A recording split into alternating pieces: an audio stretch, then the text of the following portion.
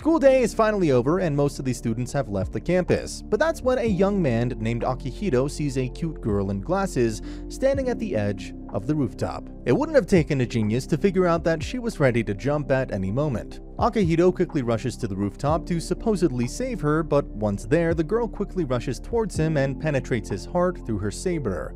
Any ordinary person would have died on the spot, but this man was immortal. And it isn't just him, the girl herself, Mirai Kuriyama, is the last surviving member of a certain clan of spirit world warriors. She repeatedly tries to kill him, but to no avail. It still does hurt though. One day after getting teased by a friend named Mitsuki, Akihito gets into a deep conversation with Mirai where she reveals the sad reality of what happened to her clan.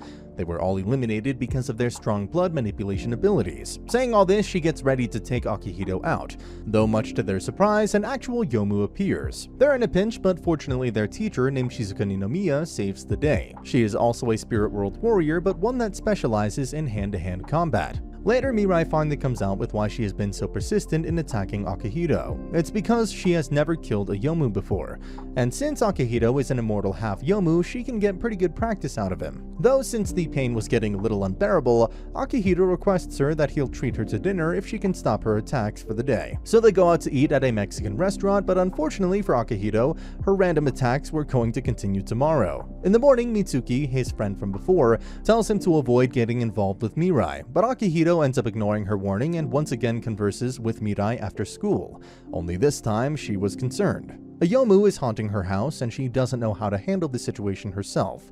Akihito offers to lend her his help, so they both embark on the quest of taking out that Youmu.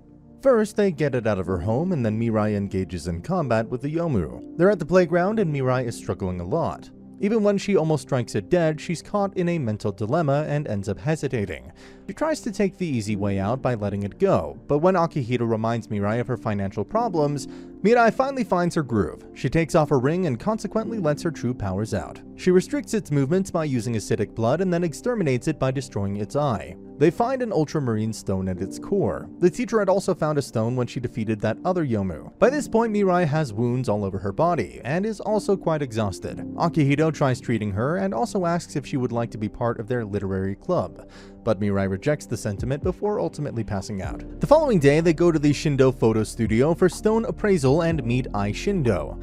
Mirai almost attacks Ai Shindo when she realizes that she is a Youmu, but settles down after getting a short explanation on all these different natures of Youmu. Ai Shindo is a humanoid cat Youmu, and the owner of the studio, Ayaka Shindo, is a humanoid fox Youmu.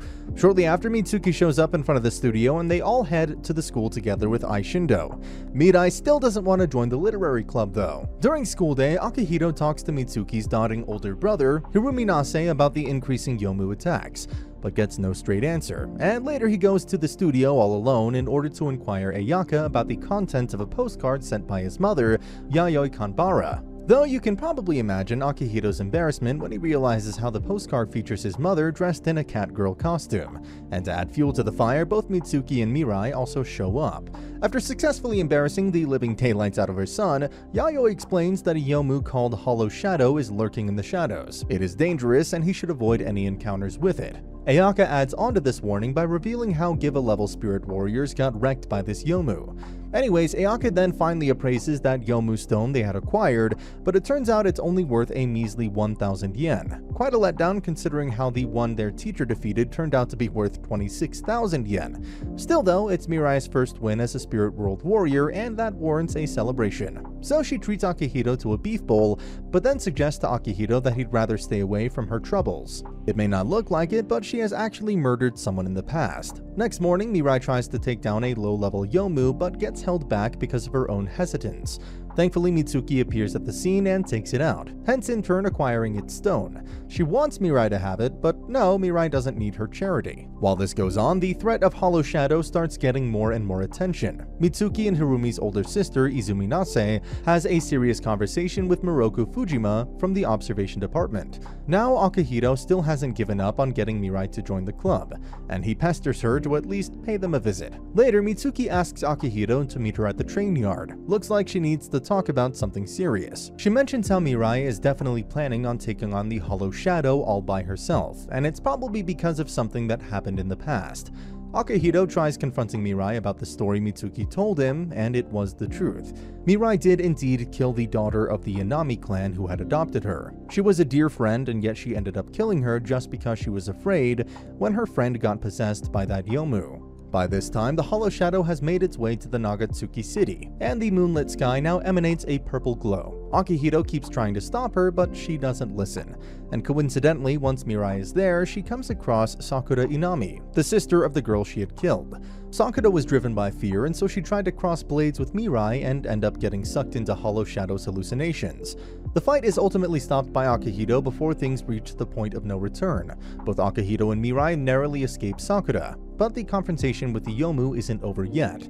They're in the world of illusions created by the Shadow Youmu. When Mirai sees an image of Yui Inami, she's taken in, but fortunately Akihito snaps her back to reality before the hollow could kill her. This in turn reveals the Shadow's main body, and they together end up weakening it with corrosive blood. Mirai wonders about her own self-image and even asks Akihito about it, though while Akihito replies sincerely, the hollow shadow ends up possessing him. This creates a dire situation where Mirai has to stab that Youmu out of Akihito. She hesitates but ultimately pulls through, and once it's out, Mirai finally kills it for good. However, the problem was Akihito.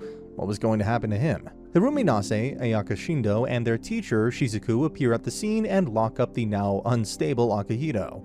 But when Akihito goes berserk, the trio couldn't manage to keep him confined any longer. In the end, they're knocked unconscious. However, Akihito's demonic outlash made Mirai tear up. She runs to him and hugs the rage out of his Youmu. When he's finally conscious again, he sincerely apologizes for all the trouble he has caused, and Mirai starts crying once again.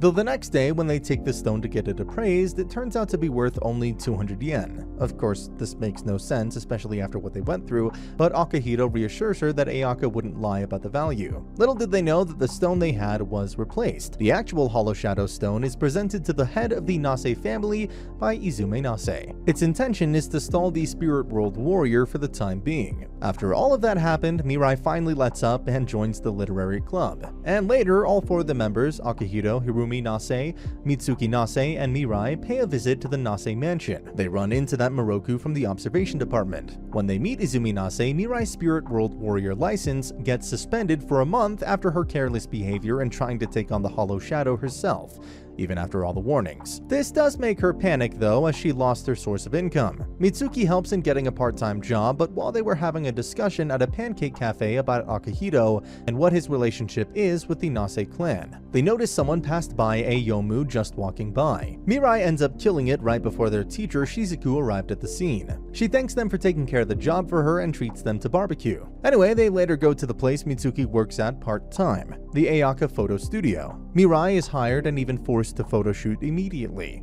Following this, they talk about Akihito's psychological damage after that menacing transformation, and then they talk about going to the festival. Apparently, Mitsuki was always barred from attending festivals because of her responsibilities as a Spirit World Warrior, but after Mirai asking her, the two end up going to the festival where they come across Akihito and Hirumi. Looks like no one will be alone at the night of the festival. All of them have a great time. The following days, Mirai brings in bonsai trees whenever they're together at the literary club, and this is when Akihito realizes why she is always financially troubled.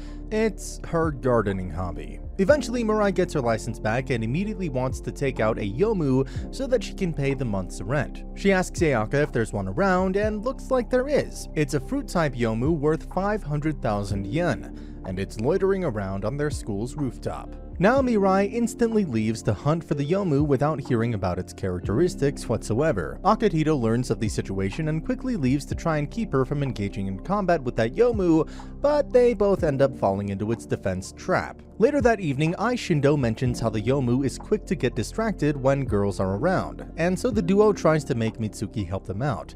Just like that, they have a go at it once again. Mirai shows her female appeal while Mitsuki comes in from behind. But this time, the Youmu uses a disgusting pink liquid to restrict her. They tried, but failed, and just when they're about to call it a day, Hirumi enters the scene and explains how they should use a special soul to distract it, but Mirai's terrible singing does the opposite. Eventually, all of them are dirty because of the Yomu's liquids, but they haven't given up on the Youmu just yet. We get a short training arc where they spend a week practicing their dancing and singing, and so they're ready to take it on. Shindo helps them out as well. When they perform, the Youmu is amazed by the literary club's cute idol show and lowers its defenses. It was the perfect chance to kill it, if only they had decided on the job beforehand. With all of them performing, no one was free to kill the Youmu, and it ended up self-destructing instead. Yet again, the gang got drenched in its liquids. As for Sakura Inami, she recalls the day when her sister Yui Inami called her weak and warned her about the Hollow Shadow's powers. But now it looks like Sakura is transferring to their school, and their teacher makes sure to inform the literary club. In the evening, Akihito helps Sakura recover after her fight with a Youmu. When he's attending to her wounds, Sakura reveals a rather sinister yet important piece of information. She has been using a spear that continues to grow stronger by absorbing the Youmu stones. An enigmatic individual gave it to her, and if she can kill Mirai, she'll have the honor of keeping the spear for herself. Unexpectedly, Mirai appears at Akihito's doorstep, and he instantly has to hide Sakura in his cabinet. Though when Mirai sees the extra pair of shoes, she pesters him around, and in the end, Sakura ends up revealing herself. She gives Mirai a death stare and leaves. The next morning, Sakura is now a student at their school. Later, both Mirai and Sakura confront each other right next to a nearby market. And it's during this fight that Mirai's resolve to live on, despite what happened in the past, truly shines. She knows that getting herself killed won't erase the regrets or the past, and so she must live on. Furthermore, a weak spirit world warrior like Sakura could never defeat Mirai. But that aside, the battle evolves into something else when Sakura's own weapon starts possessing her. Fortunately, Mirai saves her from that situation, and then they finally hear each other out. Sakura is hesitant, but they finally make up despite all that happened in the past. Both go home together. Consequently, that sketchy guy named Miroku Fujima picks up Sakura's weapon, somewhat disappointed that he couldn't get control over Sakura, but still quite optimistic because all the stones absorbed by the spear will help him get his actual goal, the Hollow Shadow Stone. Soon, night rolls around and there's tension in the air. Both Mitsuki and her older sister Izumi can practically feel it. It's a calm before a storm, or should I say, beyond the boundary. Sure enough, Akihito's mom sends him another embarrassing postcard, informing him about the calm and its effects. Ai and Ayaka further explain that the calm has weakened Youmu, and now there's a chance that Akihito would no longer remain immortal as long as it lasts. That sketchy guy Miroku comes up and explains to Mitsuki how what she saw before with buildings getting mirrored is but a fraction of this Youmu, beyond the boundary's true power. Hirumi comes in and attacks Miroku, but as always, the guy just flees the scene. As for Akihito, he and Izumi are on a train where he wakes up from a nightmare until getting put back to sleep by Izumi yet again. He is obviously feeling the effects of Beyond the Boundary. Ayaka starts taking care of him at her shop. Midnight rolls around and all spirit world warriors in the city start attacking whatever Youmu they run into. Hirumi and Mitsuki contemplate about their family's conflict with the society, and Sakura asks Mirai to go back to Akihito's side. At the same time, Miroku tries to abduct Akihito, but Ayaka transforms into her Youmu and attacks him. But it is Izumi who suddenly shows up and stops Miroku. Meanwhile, as Mirai is desperately on her way back to the studio, Akihito's half Youmu awakens. When she gets there, she's taken aback at the sight of Akihito in his Youmu form. Izumi engages in combat with Miroku, but a random fireball diverts this attention, which allows him to quickly flee the scene, while both Hirumi and Mitsuki are taking on a giant Youmu. Izumi then faces off against Akihito in hopes of trying to subdue him, but he ends up escaping as well. Now, after Hirumi and Mitsuki defeat the giant Youmu, they meet up with Izumi and Mirai at Akihito's apartment. It is here that Mirai reveals how the calm has affected and weakened Akihito's half-human state more than the Youmu state, and that has caused the Youmu part to take over, or at least that's what Ayaka said. Following this explanation, they try to track Akihito, and quite interestingly, Izumi mentions to Mirai that she can now eliminate Akihito's Youmu now that he is no longer immortal. This doesn't sit right with them. Mirai stays up all night stressed about the situation. Mitsuki is agitated and questions her sister's true intentions. While Hirumi braces herself and later confronts his sister, he expresses his suspicion that she has been manipulating Mirai to kill Akihito all this time. But Izumi instead warns Hirumi about what their society has been plotting against their family. Hirumi is unsure and wonders what's the real reason behind what's been going on. He investigates a little, puts two and two together, and ends up realizing that Akihito's other half is beyond the boundary itself. Meanwhile, that sketchy guy Miroku sneaks in and obtains the Hollow Shadow Stone from the Nace family vault. As for Mirai, she finally comes face to face with Akihito's Youmu. It is a fierce battle until finally, with all her emotions breaking her heart, Mirai lands the decisive blow and ends it all. Still though, Akihito wakes up in his apartment and sees Mirai right beside him. Looks like she's been taking care of him all this time. Together, they go to the school and see both Mitsuki and Sakura in their swimsuits for some reason. At the club room, Akihito shares his appreciation to Mirai for taking care of him, but eventually Mirai reveals what actually happened during their battle, and how the actual reason she came to this city and to this school was so she could kill Beyond the Boundary. Still though, she just couldn't. She couldn't bring herself to kill him. Instead, she used her blood powers to somehow make herself the vassal of Beyond the Boundary, but ended up disappearing because of that. Akihito is obviously quite appalled, and when Mirai in this dream kisses him and bids him farewell, he finally wakes up to reality. As it turns out, 6 months ago, Mirai was tasked to take out Akihito's Beyond the Boundary by the Nase family head. So she came to this school, and even though Izumi told her not to get emotionally attached, she eventually came to understand Akihito and his pain a little better. Gradually, they started getting closer to each other. That's why after the festival was over and she encountered Izumi, she let her know that she can no longer carry out that task. But that's when Izumi proposed something else. If she doesn't want to kill him, she can save him instead by sacrificing herself. So Izumi weakened Akihito, which caused his Youmu side to emerge, and then following Izumi's directions, Mirai did what she had resolved herself to do. Looks like things had gone exactly as Izumi had planned. It had been 3 months since the incident when Akihito finally wakes up. Hirumi and Mitsuki are the ones who explain how Mirai stripped him of his Youmu at the cost of her life. Akihito is broken and frustrated. When he confronts Izumi about it, she confesses that it was indeed her idea. Poor guy's on his way to his apartment when he comes across Sakura, and she's also devastated and asks him about Mirai's whereabouts. Sadly, he couldn't say anything and simply walked away. Once home, he checks his phone only to find Mirai's last email. She expresses her gratitude for coming into her life and helping her accept herself. It's her final farewell before leaving to defeat Beyond the Boundary. This is where Miroku pops up on the screen yet again. He rationalizes that Beyond the Boundary is currently in a battle against Mirai in a different dimension.